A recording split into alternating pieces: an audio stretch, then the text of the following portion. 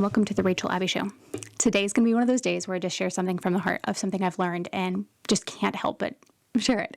We all have goals, we all have dreams or things we're driving towards. And I've been thinking a lot recently about why is it that sometimes we don't get there? Why is it sometimes that we might even take the time to read a book or a podcast or something like that and learn it, but it doesn't beget success? What is it?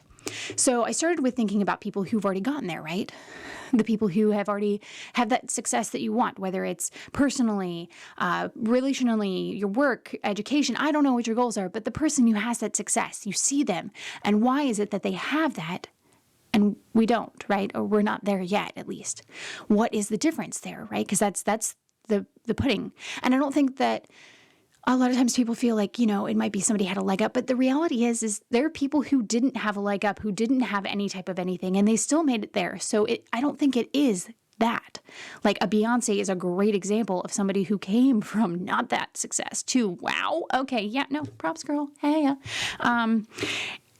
So what is it? And so for me, I stopped and I thought, those people who have that success, do they make the same excuses that we make on that bad day, on that hard day, when you're tired, when you're sick, when your kids are sick, when it's just been an awful day where you feel like you've been run over by a truck and then dragged behind it for 15 miles that day, where you stop and you're just like, I'm not going to do it today, whatever the it is. And I sat there and I was like, you know what? Those people don't do that. Then it begat the question for me, why? Why is it that they don't? Do they have magical superpowers? Are they a superhuman? Do they have more hours in the day than we have? No, of course they don't. There's no such thing as a superhero, and there's not more than 24 hours in a day. So what is it? What is it about that process? What is it about them, who they are, what they think, that they can push, that they get there? What is that? So I went to it about two ways, because I don't think they have magical, self-discipline, because I think self-discipline only wins out for so long as a person who has a lot of self-discipline. So it got me to a couple of things. One, I think often we all know what we don't want. You can sit there and be like, I don't want Chinese food for dinner. That's a thing. That's status quo for me. But, it's a silly example. But you don't want to live paycheck to paycheck. You don't want to have this type of relationship with your spouse, your kid, your friend, or yourself. All these don'ts. But do you know what you want? And I don't mean in a broad sense. I want to be successful. I want to have more money. But define it. Can you define what your success looks like? Can you break it down? What does it look like in a paycheck? What does it look like in your day-to-day? What does it look like in your relationships? What is that success line? Do you know where you are heading? Or do you just know what you don't want? That's a huge difference, right?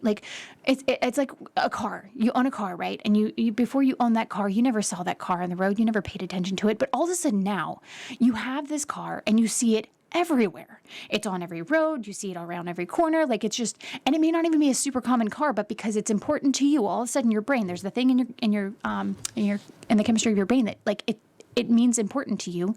It is important to you. And so therefore your brain sees it places. In the same way, when you are constantly thinking on or focusing on what you don't want or how this is an awful day, you know what you're going to see over and over and over again? What you focus on. So, and also, how can you drive and get to a success if you don't even know what that success is? If you can't define it past, I want success. You can't even know if you've ever arrived, even if you got there. How broken is that? You need to be able to define, I need to be able to define exactly what that looks like. So that's one part of it.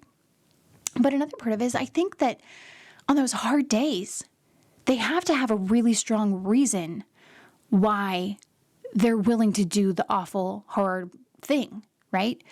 Because if you're trying to get towards a better self and you're doing self-work, guess what? It's hard. It's not fun. It's not fun. And so on the days when you don't have the self-discipline to be I'm just going to do it. I'm just going to do it.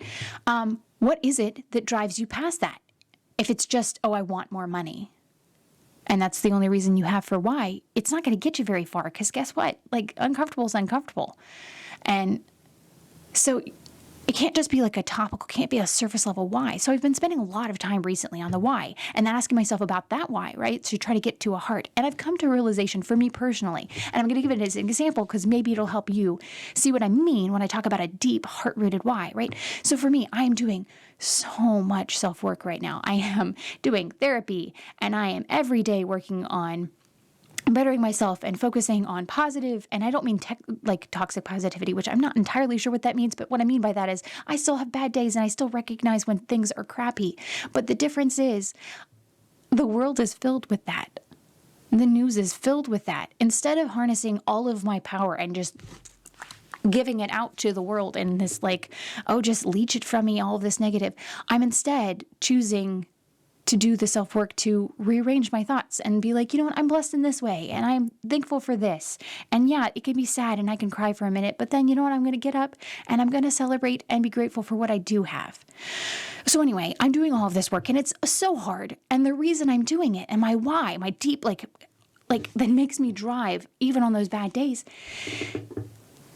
is I have kids. And it's not like, topical, I have kids and therefore I want better for them.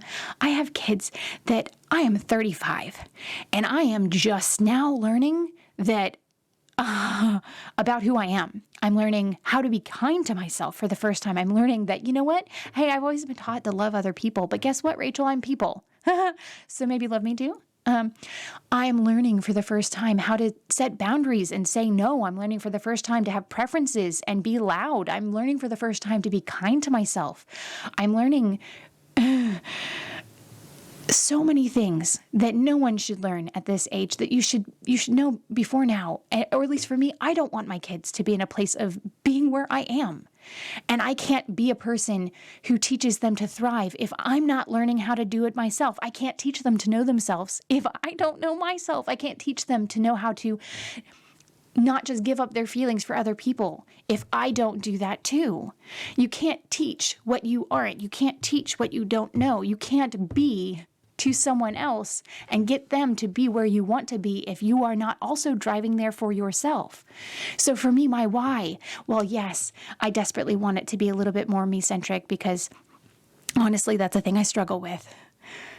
But for now, my why is deeply harnessed in the fact that I don't want my kids to have to go through the traumas that I've gone through. I don't want them to have to not know how to cope or heal or deal or be themselves because they never have been. So I want that for them, and that's my driving why. So on those hard days, it's not hard for me to keep going because my why outweighs my why not. I am more disturbed by inaction, by what my kid's life could be, than I am disturbed by the action I could be taking. So that's part of it. Another thing I think that's linked to that is often when we're wanting that car, that house, that relationship, that whatever it is that successful person you see over there that has, it's not so much the actual thing, right? It's the thing, but it's not really the thing. It's a part of it because like you could be there, but be exactly how you are. People get the lotto, right? But then they lose it because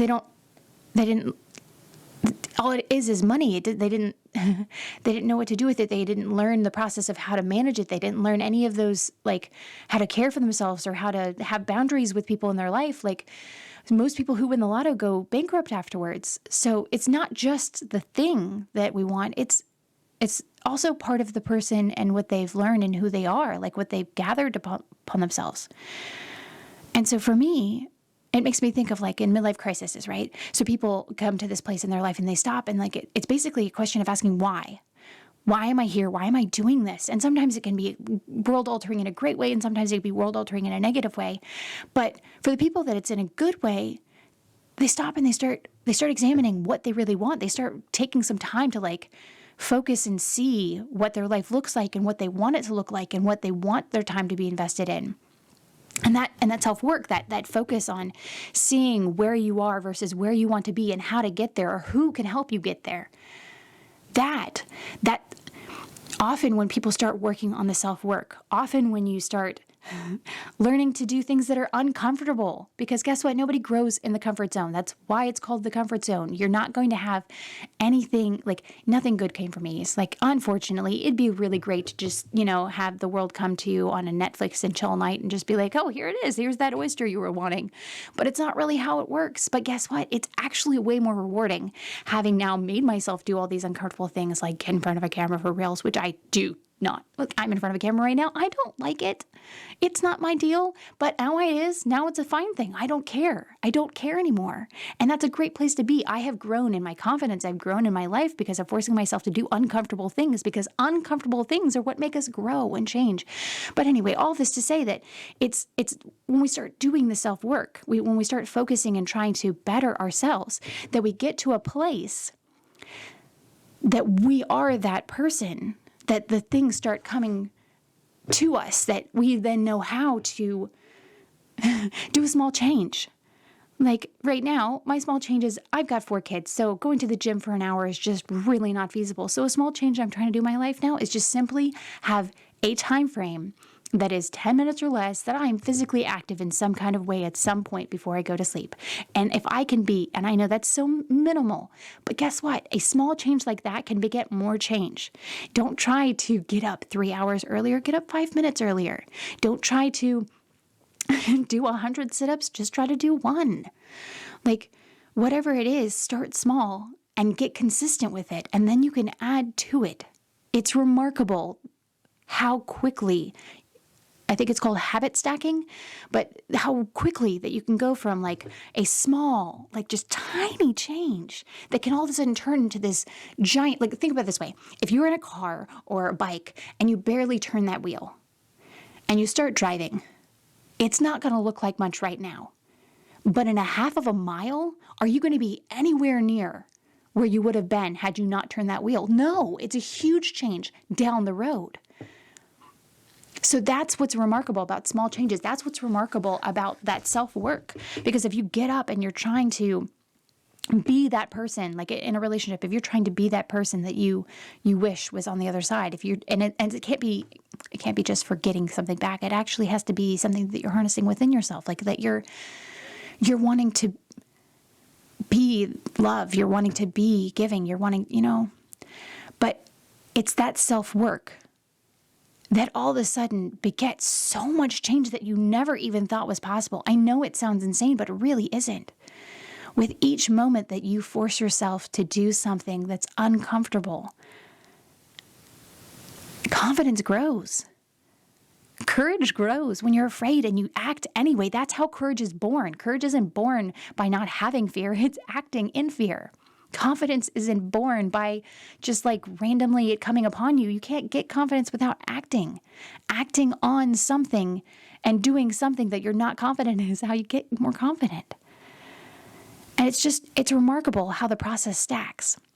So for me, those goals and how you get there is small steps every day. And it's planning things out. It's things like if you want to do a podcast, for example, you can't just say, okay, Saturday, I'm going to have 6 hours to do a podcast. Because one, that's going to be a large chunk of time and it's going to be hard to focus, but you plan it out in smaller sections. Like, okay, well, what type of equipment am I going to have? So I'm going to have to research that. I'm going to have to buy the equipment. I'm going to have to learn how to use it. Okay, what type of topics am I going to want to talk about? I'm going to have those prepared. I'm going to have to do some research possibly. I'm going to have to think about it. I'm going to have to and then you said, but if you break it down into smaller sections, it's doable. It's bite-sized chunks that all I have to do is get this done, and then I'm done. And then you could focus on something else. You can focus on being present with your family. You can be focused on being present with your friends or yourself. You can go on a hike. I don't know what your jazz is, but like you can focus on whatever that is. And it's stuff like that. It is the small things. It's the small changes that really move the needle. It isn't a superhero. It isn't more hours. And it just got on here, and I wanted to encourage you that you can be that person. You can have that success. And if you're wondering how, instead I challenge you to wonder the who. Look up who's done that process before. You're wanting to become a photographer. Who's done that before? Who's talking about it? Who's teaching it? You want a podcast? Who's done that before? Who's teaching it? You want a small business? Who's done that before? Who's teaching it? You want a side hustle? Who's done that before? You get my point. The who makes the how so much easier. And you're way more capable than you ever will give yourself credit for. You're going to be your worst critic, and you don't need to be. You are fantastic, and you're wonderful. And you just got to choose to move that needle small. Anyway, I hope today was encouragement. I hope it wasn't just me rambling off the cuff, and that you had some type of nugget in there that blessed you for today or let you borrow some courage for the day. But either way, thank you for taking the time to listen. Have a great day.